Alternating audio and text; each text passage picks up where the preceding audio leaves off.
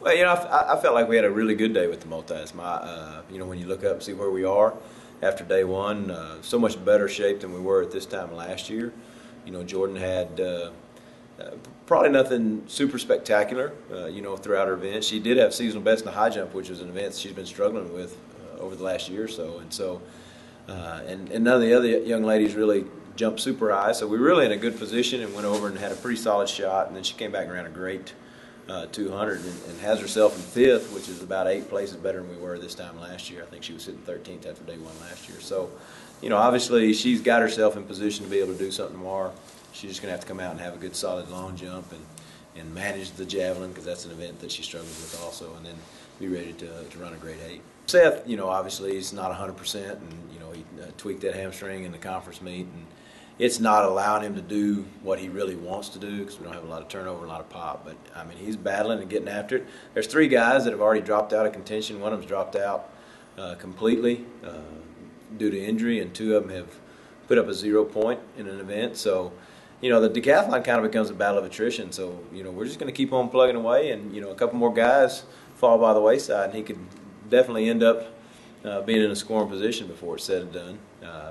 Dalton has had an amazing first day. Of course, first day is his strongest day, but he jumped up there and had a real solid 100-meter dash, and then just carried it over to the long jump and had a PR in the shot. Had a pretty solid high jump, and then came back and ran the second best 400 of the whole group today, and he's got himself, I think, 4th right now. And he's got a day 2 that challenges him a little bit more, but he's got 2 strong events bookending it.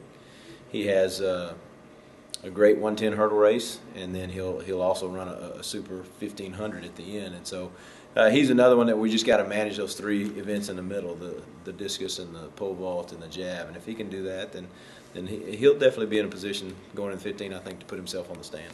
Well, obviously, anytime we get to the finals, we're going to be super excited about it, and because you're just one step closer to getting on the award stand. And Luis maybe made a little tactical mistake in that he got out too easy, and luckily he ended up in one of the top 2 spots, which guaranteed his advancing to the finals. He didn't run very fast, but I got a feeling he'll take care of that on Saturday.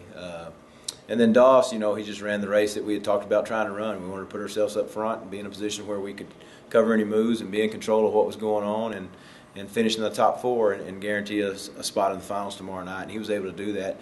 And what I told him is, he ran 9:03, which is only about a second off of what his PR was before he got here this year. And the best way I can describe it, as I told him, is I said, that's probably the most comfortable 9:03 that you've ever run.